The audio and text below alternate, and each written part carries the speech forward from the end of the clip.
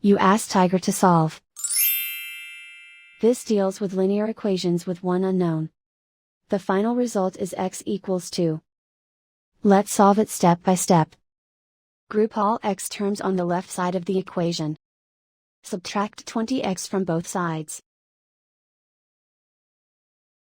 Group like terms. Simplify the arithmetic. Group like terms.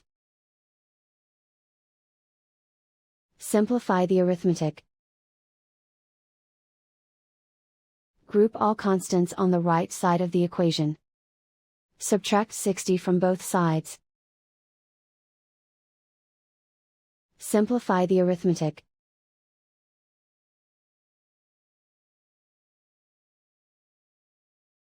Isolate the x. Divide both sides by 10. Simplify the fraction. Find the greatest common factor of the numerator and denominator.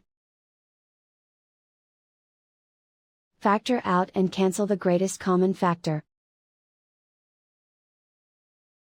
And so the final result is x equals 2.